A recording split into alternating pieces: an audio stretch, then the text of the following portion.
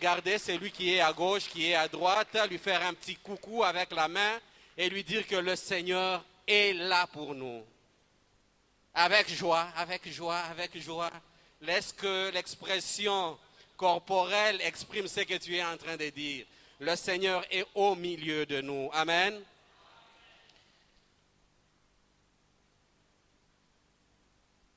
Nous vous saluons au nom de Jésus-Christ, tout en remerciant le Seigneur pour l'aumônier qui nous fait confiance en nous cédant sa chair. Disons merci aussi au conseil paroissial et à vous tous qui êtes là pour écouter la parole de Dieu. Nous sommes dans notre thème annuel, celle de la terre, lumière du monde, et le thème trimestriel, c'est celle de la terre pour faire obstacle à la corruption. Ce matin, nous avons choisi comme sujet, comme sous-thème de notre méditation, bâtir sur Christ la seule fondation stable. Bâtir sur Christ la seule fondation stable. Bien-aimés, si nous voulons être véritablement le sel de la terre pour faire obstacle à la corruption, nous devons apprendre à bâtir sur Christ, qui est la seule fondation stable. Nous allons lire pour cela Matthieu chapitre 7. Matthieu chapitre 7, nous allons lire à partir du verset 24. Matthieu 7, verset 24. Ceux qui peuvent se tenir debout, ils peuvent se tenir debout, et les autres, pour une raison ou une autre, s'ils ne le peuvent pas, nous ne vous en tiendrons pas rigueur. C'est pourquoi quiconque entend ce parole que je dis et les met en pratique sera semblable à un homme prudent qui a bâti sa maison sur le roc. La pluie est tombée, les torrents sont venus, les vents ont soufflé et se sont jetés contre cette maison. Elle n'est point tombée parce qu'elle est fondée sur les rocs. Mais quiconque entend ce parole que je dis et ne les met pas en pratique sera semblable à un homme insensé qui a bâti sa maison sur le sable. La pluie est tombée, les torrents sont venus, les vents ont soufflé et ont battu cette maison. Elle est tombée et sa ruine a été grande. Parole du Seigneur. Nous allons reprendre nos places. Bien-aimés, il n'est pas rare, lorsque nous circulons dans la ville de Kinshasa et surtout dans les quartiers que nous habitons, Ngaliema, Mongafula, ceux qui habitent à Kisenso, des quartiers qui sont bâtis sur des montagnes de sable. Parce qu'en fait, lorsque vous voyez nos montagnes ici, ce sont des montagnes de sable. Il n'est pas rare que nous puissions voir des maisons qui ont été emportées par les érosions. Des maisons qui ont été ébranlées par les eaux de pluie. Et lorsque les maisons bougent, il y a tendance à ce que les maisons puissent porter des fissures et les dégâts peuvent être immenses sur des bâtiments. Lorsqu'on n'a pas employé les matériels qu'il faut pour construire. Parfois, les dommages sont mineurs, parfois, ils peuvent être majeurs et jouer sur la solidité de la maison. Bien-aimés, lorsque la fondation d'un édifice bouge, les autres parties de l'édifice bougent aussi. Parfois, il peut s'agir de petites fentes qui apparaissent sur les murs et au plafond. Les gens qui sont à Goma, nos bien-aimés pour lesquels nous allons prier tout à l'heure, vivent ces choses. Lorsqu'il y a des tremblements de terre, lorsque la fondation est ébranlée, l'édifice est aussi ébranlé. Donc les problèmes causés par une fondation qui est imparfaite, qui n'est pas stable, sont multiples. Cela est vrai pour les maisons et cela aussi est vrai pour notre propre vie. Si notre vie n'est pas bâtie sur une fondation stable, lorsque le vent arrive, nous sommes emportés. Au milieu de nous, nous avons connu des bien-aimés avec qui nous avons prié ici et ailleurs, qui apparemment étaient dans le Seigneur, ils étaient battus dans le Seigneur.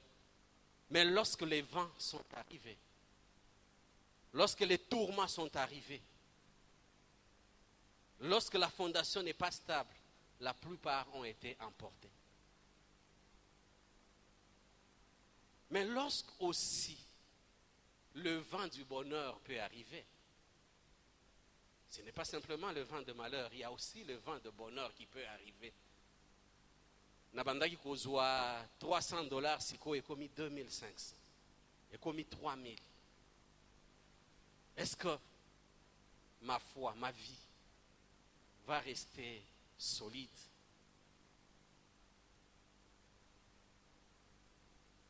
Ou bien ça sera l'occasion d'essayer ce qu'on n'a pas pu essayer parce qu'on n'avait que $300.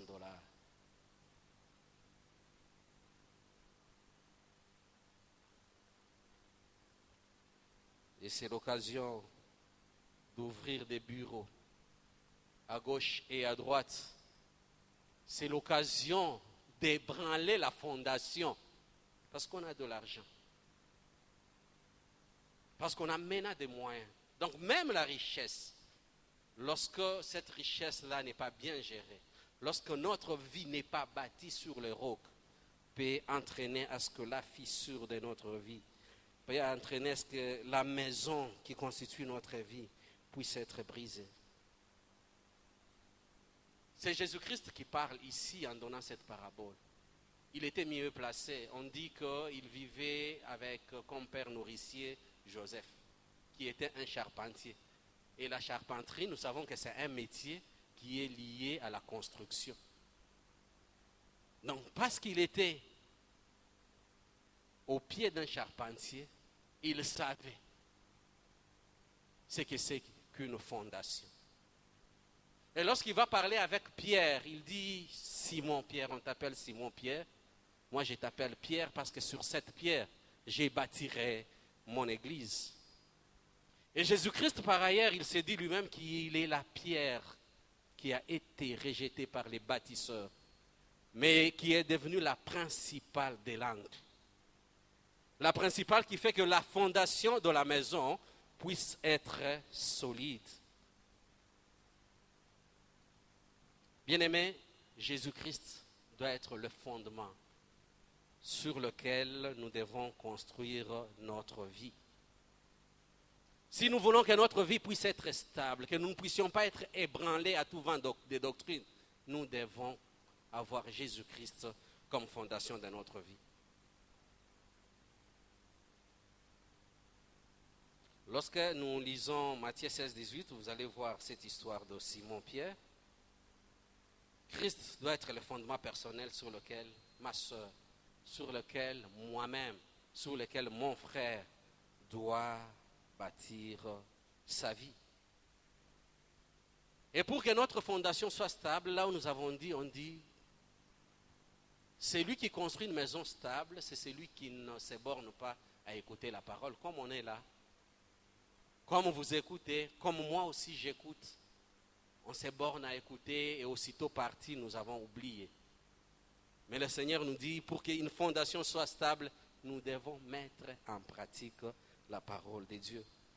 Lorsque nous parcourons les textes de Paul, nous allons voir que Paul aussi met l'accent sur des choses qui doivent faire en sorte que nous puissions prendre Jésus-Christ comme le socle, comme la fondation, comme le fondement sur lequel notre vie doit être fondée. L'ensemble du message de Paul est centré sur Jésus-Christ, simplement sur la personne de Jésus-Christ. Dans 1 Corinthiens chapitre 3, 9 à 11, 1 Corinthiens chapitre 3, 9 à 11, l'apôtre Paul dit, « Car nous sommes ouvriers avec Dieu, vous êtes le champ de Dieu, l'édifice de Dieu, selon la grâce de Dieu qui m'a été donnée.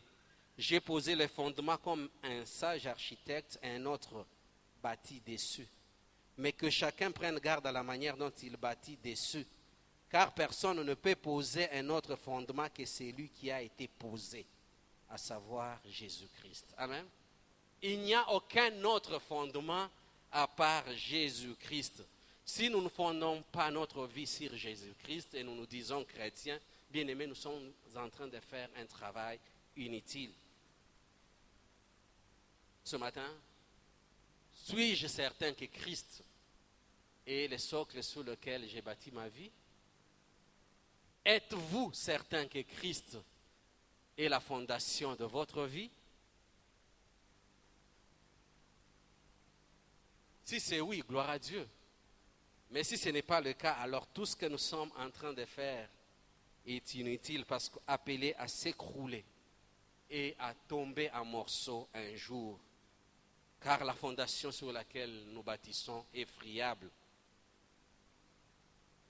Jésus-Christ lui-même, bien-aimé, souvenez-vous, nous venons de le lire dans le chapitre 24, il dit que pour bâtir quelque chose de solide, nous devons bâtir sur le roc.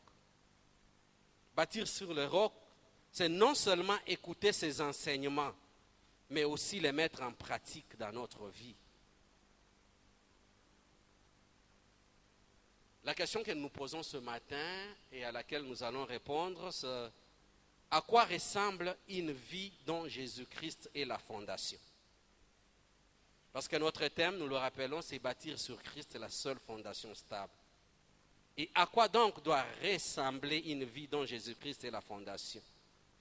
Une vie dont Jésus-Christ est la fondation se repose sur Christ et elle se décline en ces 4 thèmes que nous allons, ou sous-thèmes, ou grands points que nous allons essayer d'exploiter ensemble. D'abord, c'est une vie d'humilité et de soumission. Une vie qui repose sur Christ doit être une vie d'humilité et de soumission, premièrement. Deuxièmement, ça doit être une vie de consécration et de service. Quatrièmement, ça doit être une vie d'amour. Et enfin, quatrièmement, c'est une vie d'obéissance et de foi. Nous disons donc, premier grand point, une vie d'humilité et de soumission. Une vie qui repose sur le fondement de Jésus-Christ est une vie bien-aimée de soumission. Aucune vie fondée sur l'entêtement ne peut être un succès spirituel.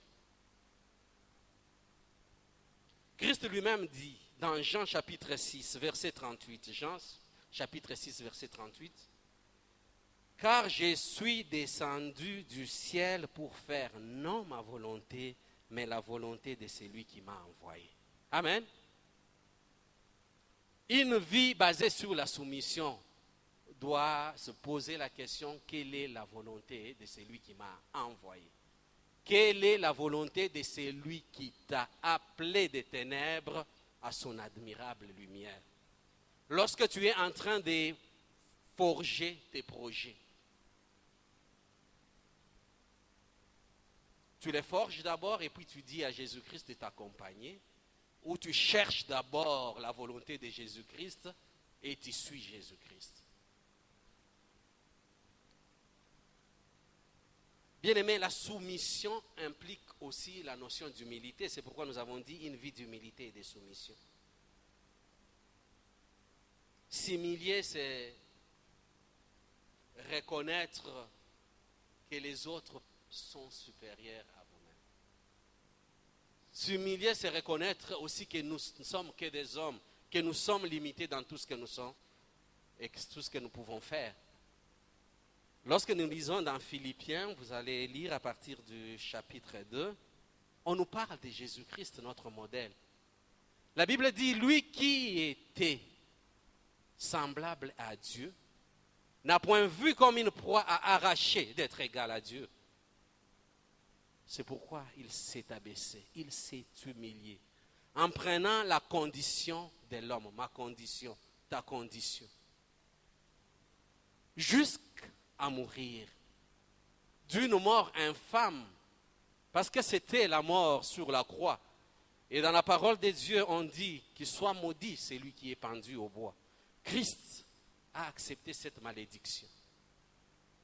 Il n'est pas entré en compétition avec qui que ce soit. Il a accepté de monter à la croix. La Bible nous dit, c'est pourquoi Dieu l'a souverainement élevé. Amen. Christ nous montre un exemple d'humilité. On n'est pas toujours humble. Souvent nous sommes prétentieux. Souvent nous pensons que nous n'avons rien à recevoir des autres. J'ai un professeur qui m'encadre dans notre département des zootechnies à la faculté des sciences agronomiques ici à l'UPED. Ce professeur est parmi les professeurs en agronomie qui ont encadré et produit. Aujourd'hui, il est autour de 15 ou 16 docteurs en agronomie. Mais c'est quelqu'un d'humble. Lorsque je l'assiste dans certains cours, lorsque vous vous rendez compte qu'il y a quelque chose de nouveau et que le cours qu'il avait préparé avec nous, il y a des améliorations. Lorsque vous lui faites observer, maintenant Séraphin, est-ce que vous pouvez me donner des références? Et il va vérifier. Amen. Alors il vient, on peut corriger. Ok? Il a toutes les raisons, professeur ordinaire, professeur, docteur en agronomie. Il a toutes les raisons de croire que non. Mais il accepte. Amen. Est-ce que nous sommes prêts à accepter? Nous sommes prêts à nous laisser enseigner par Dieu, au-delà de tout ce que nous pouvons avoir comme prétention. Bien-aimés, une vie fondée sur Christ doit être une vie d'humilité et de soumission. Dans la Bible, on nous dit, c'est d'ailleurs cette parole que Christ va tirer pour parler dans Jean 6, 38. On dit, tu n'as voulu ni sacrifice, tu n'as voulu ni holocauste, mais tu m'as formé un corps. Mais voici, Seigneur, je viens pour faire ta volonté. Est-ce que nous sommes prêts à faire la volonté de Dieu? Même lorsque ce sont nos aspirations, même lorsque c'est notre ego qui est mis en branle, est-ce que nous sommes prêts à accepter la volonté de Dieu? Jésus-Christ compare dans Matthieu chapitre 11, verset 16-19, il compare beaucoup de chefs religieux de son époque à des enfants jouant sur la place publique. Nous allons lire Matthieu 11, 16-19, même à la maison. Vous allez vous rendre compte que Christ dit que ces enfants étaient très frustrés. Pourquoi? Parce que Jean-Baptiste, puis Jésus-Christ lui-même, ne dansaient pas sur leur musique. Amen. Les pharisiens, les sadducéens, les publicains, ils voyaient que Jésus-Christ et Jean-Baptiste ne suivaient pas leurs prescriptions. Mais comment Jésus-Christ qui est venu et qui dit qu'il est venu pour accomplir la loi, rien noté. Donc il ne s'est pas écarté de la loi. Mais les pharisiens, les scribes et les autres voulaient que Jésus-Christ entre dans leurs prescriptions qui étaient des prescriptions humaines. Christ ne les a pas suivis. Parce qu'il était là pour accomplir la volonté de son Père et non la volonté des hommes. Bien-aimé, l'orgueil est un grand défaut de notre nature humaine. Que le Seigneur nous aide à savoir nous humilier. Amen. Parce qu'après tout, nous ne sommes que des hommes.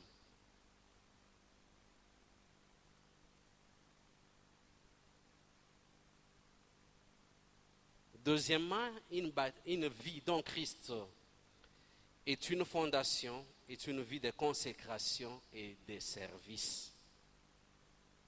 Une vie de consécration et de service. Consacrer signifie mettre à part pour un service divin. Lorsque le Seigneur nous a appelés, il t'a appelé, il m'a appelé, bien-aimé, il a voulu nous mettre à part pour un service.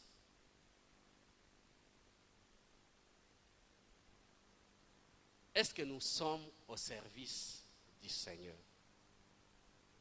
Est-ce que nous sommes conscients que parce que chrétiens, nous avons été mis à part pour le service de Dieu?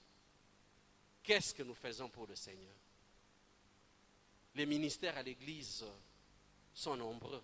Quel est le ministère que nous exerçons? Est-ce que nous évangélisons? Est-ce que nous sommes à l'intercession? Est-ce que nous chantons? Est-ce que nous sommes chez les mamans?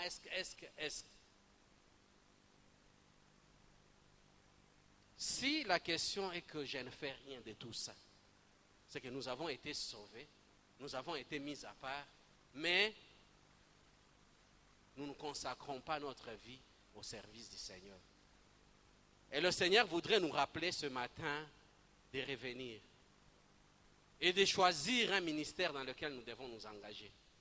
Pas seulement à l'église, mais nous avons aussi des ministères auprès des autres, comme le ministère d'hospitalité, qui est un ministère, même un ministère qui peut arriver à ce que nous puissions aller faire du bien aux pauvres, aux malades, visiter les prisonniers. C'est un autre ministère. Mais si nous nous bornons simplement à venir écouter et puis partir, et le dimanche prochain, nous sommes au rendez-vous, bien aimés, c'est que nous n'avons pas une vie de consécration. Jésus-Christ, notre Seigneur, consacra complètement sa vie à Dieu. Lorsque nous lisons dans Jean 4, on voit cette histoire où Jésus-Christ se promène avec ses disciples, ils voyagent, ils partent de Judée jusqu'en Galilée. Mais entre-temps, parce qu'ils étaient fatigués, ils vont s'arrêter à Samarie et les disciples vont aller dans la ville pour chercher à manger, pour s'occuper de leur corps, pour s'occuper. C'était tout à fait normal, ils avaient voyagé, ils avaient faim, ils devaient recouvrer des forces. Mais Jésus-Christ reste au puits avec cette femme samaritaine. Nous connaissons l'histoire. Alors qu'il était véritablement homme, il était aussi véritablement Dieu. Mais il est resté là-bas pour continuer à faire l'œuvre de son Père. Il n'était pas nullement préoccupé par la satisfaction de ses propres besoins. Et lorsque les disciples arrivent, ils étaient impatients, ils voulaient commencer à manger. Alors, Christ n'était pas pressé. Ils vont lui poser la question. Et c'est là où Christ va dire, j'ai à manger une nourriture que vous ne connaissez pas. Alors, il continuait à se poser des questions. Il n'avait pas compris. Christ continua au verset 34 de Jean 4. Il dit, ma nourriture est de faire la volonté de celui qui m'a envoyé et d'accomplir son œuvre. Amen. Une vie de consécration, bien-aimée, une vie de service, c'est nous mettre tout à fait comme les soldats sont prêts à aller au front, mais nous mettre prêts pour être au service du Seigneur.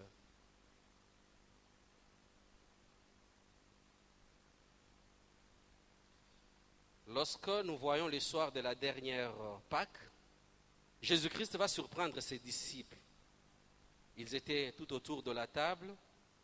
Jésus-Christ va prendre un linge, il remplit un récipient d'eau et puis il va commencer à laver les pieds de ses disciples. Bien-aimés, cette tâche dans la culture des Juifs, c'était une tâche qui était réservée aux serviteurs, donc aux esclaves. Alors lorsque Jésus-Christ avait terminé, il leur demanda, comprenez-vous ce que je vous ai fait? Vous m'appelez maître et seigneur et vous dites bien car je les suis. Si donc je vous ai lavé les pieds, moi le Seigneur et le maître, vous devez aussi vous laver les pieds les uns aux autres. Car je vous ai donné un exemple afin que vous fassiez comme je vous ai fait. Amen. C'était une tâche qui était réservée aux esclaves. Christ s'est abaissé, il a lavé les pieds de ses disciples. C'est l'exemple de consécration, l'exemple de service. Est-ce que nous sommes aussi prêts à le faire autant pour nos bien-aimés? Si nous voulons bâtir sur Jésus-Christ comme fondation, nous allons voir, bien-aimés, que notre vie sera une vie épanouie. Une vie qui va s'occuper aussi du bonheur de l'autre. Et nous devons aussi être capables de mettre tout ce que nous avons comme don, comme talent, au service des uns et des autres. Amen. Troisièmement, nous devons mener une vie d'amour. une vie d'amour. Bien-aimés, l'auto-indulgence et l'orgueil viennent du fait que la plupart des gens sont fortement imbus d'eux-mêmes, sont fortement concernés par eux-mêmes. Certes, c'est un sentiment naturel, ok? C'est moi d'abord. Mais le Seigneur vient nous apprendre une démarche qui, au-delà de nous voir nous-mêmes, il dit, tu aimeras ton prochain comme toi-même. Est-ce que nous sommes capables d'aimer notre prochain comme nous-mêmes? Nous avons dit ici que nous avons souvent ce sentiment d'auto-indulgence. Tango na kukwesa manalikambo, na kwesa mina lisumu. J'ai toutes les raisons pour me justifier. Nazali mutu, nzambe alimbisaka. Et vous comprenez un peu? Nous comprenons que nous sommes faillibles, que moi, je suis faillible. Il y a une auto-indulgence. Mais lorsque c'est le même péché qui est commis par ton frère, par ta soeur, qui est à côté de toi, le ton s'est durci. Amen. On pointe du doigt, on pense que c'est impossible. Celui-là, il est damné, il est condamné pour toujours. Mais si dans l'entretemps, le Seigneur Jésus-Christ l'avait déjà pardonné. Amen. On est indulgent vis-à-vis de nous-mêmes. On croit que le pardon que le Seigneur nous a acquis à la croix de Golgotha ne nous concerne que nous-mêmes, ne concerne pas les autres. Yango koki kokangela ndeko na yo kanda même pendant 30 ans. Depuis Botswana ka likolo mbisi oyo akataka parti ya munene bozaki na mboka. Na bamboka à un certain moment donc les choses sont là et puis il n'y a pas d'assiette. On va donner au plus grand de distribuer assiette et zali loboko na yo. On prend un morceau, on met dans ton assiette qui est là et puis on te dit il faut épargner pour terminer les foufous. Et c'est la sauce qui tombe là-bas, vous devez faire ceci. Alors le grand frère, s'il est mauvais, là donc, kambi kayoka côté ya mukua. Mais banda okangela grand frère kanda na mboka, tilelo. Amen.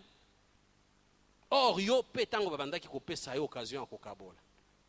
Tu t'organisais pour que la partie qui a plus de viande à la côté na. Que le Seigneur nous aide, bien-aimés, à savoir pardonner. Parce que le pardon découle de l'amour. Lorsque nous aimons les autres, nous pouvons savoir qu'ils sont faillibles autant que nous le sommes. Quand nous lisons 1 Corinthiens chapitre 13, 1 à 3, 1 Corinthiens 13, 1 à 3, il nous est dit ceci.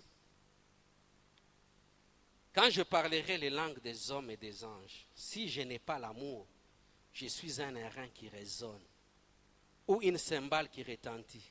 Et quand j'aurai, il y a beaucoup de choses qui disent là, quand j'aurai même la science de tous les mystères et toute la connaissance, quand j'aurai même toute la foi, etc., et quand je distribuerai tous mes biens pour la nourriture des pauvres, quand je livrerai même mon corps pour être brûlé, si je n'ai pas l'amour, cela ne me sert à rien.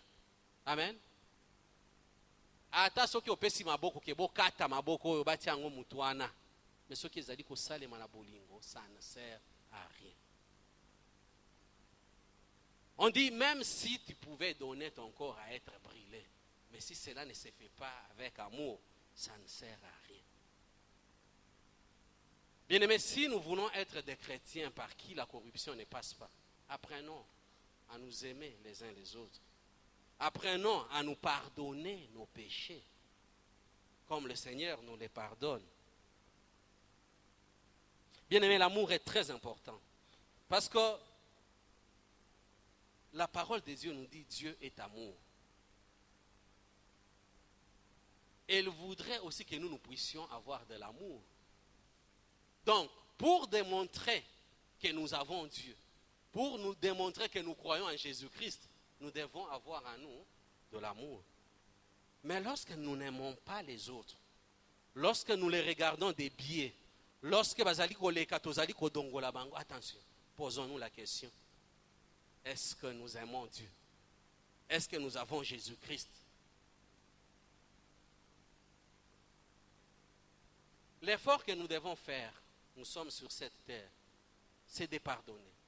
C'est d'aimer les hommes tels qu'ils sont avec leurs fautes. On amène cette femme auprès de Jésus-Christ.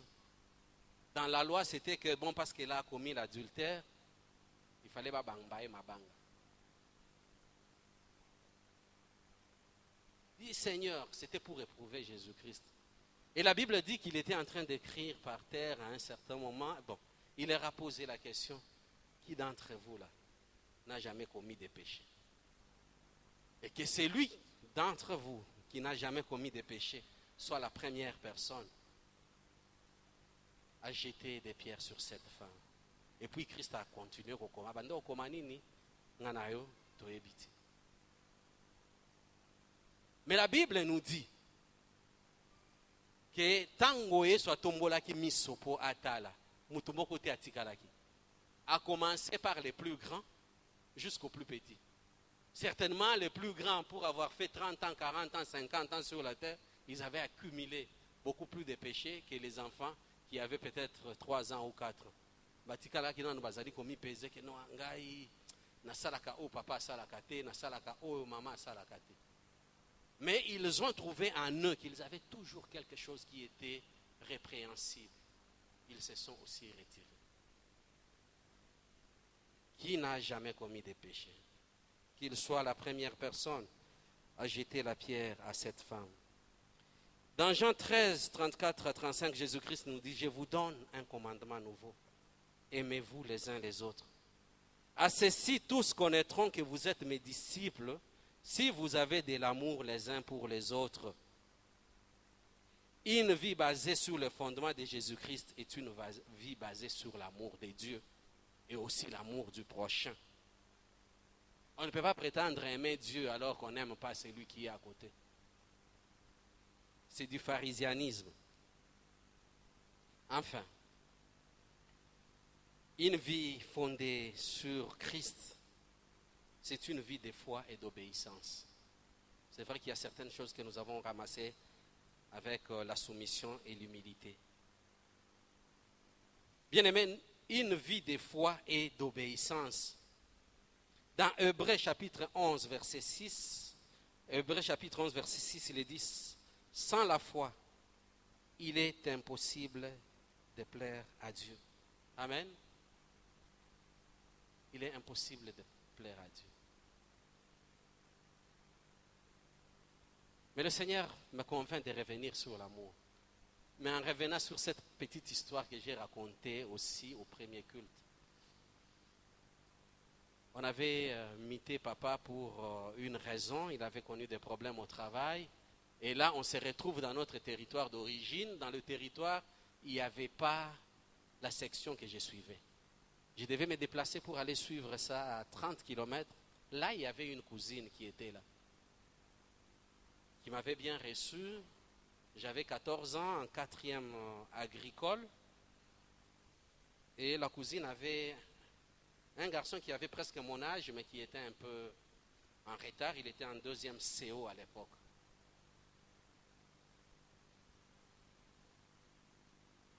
On mangeait beaucoup les pondus. Mais souvent, lorsque je revenais de l'école, nabandaki koyoka keno pondu, soki balambi yango, ozoyoka keno balambaki makayabu na kati. Wabatiaki mbisi ya kokauka. Wabatiaki misunyo ya kokauka wana. Mais souvent, je ne retrouvais pas ça dans mon plat. Les alakité. Amen. Donc la cousine s'est arrangée, nandenga kolambe la erazo sala e buka na tamukete. Pour que abimisango et ensuite elle va te servir le pondu ou l'endunda ou ezana soroka ka biloko. Amen. Et puis un jour, son fils est tombé malade, c'est lui qui avait 14 ans comme moi, il avait encore un enfant qui était encore très jeune. Ils étaient obligés d'aller au niveau du chef-lieu du territoire, là où il y avait un grand hôpital. Mais alors parce qu'ils allaient en précipitation ou précipitamment, nazongi nakuti akomeninga mukanda ke non totikila kyo biloko esika songolo. Mais tala au village là il y a une sorte d'étagère hein, qu'on construit mutalaka. Batongi. Des places bakausaka moi mbisi, moi manioc, moi eloko. Alors on entretient le feu de bois. Abitala esika wana na sani moko ezakuna okomona moi mbisi ezawana. C'est le jour où finalement je suis allé découvrir tala bambisi ya kokao. Amen. Mais je me suis dit bon ça je ne mange pas. Non, continuer quand la cure n'a pas. Mais j'ai entretenu le feu. J'ai continué à entretenir le feu pendant toute la semaine au Bazala qui wana te. Pour que mbisi wana ait continué les sous kokauka. Et zonga na été à bokauki nango. Et puis zonga, il s'est rendu compte finalement. Tu n'avais pas vu? Il me dit non, j'avais vu. Mais pourquoi? Il dit non, comme c'était mis à côté, j'ai pensé qu'il fallait couper sango moto lisusu et kauka. Amen. Voilà le cœur de l'homme. Bah maman au bazali et sika oyo. Comment est-ce que vous traitez les gens avec qui vous vivez à la maison?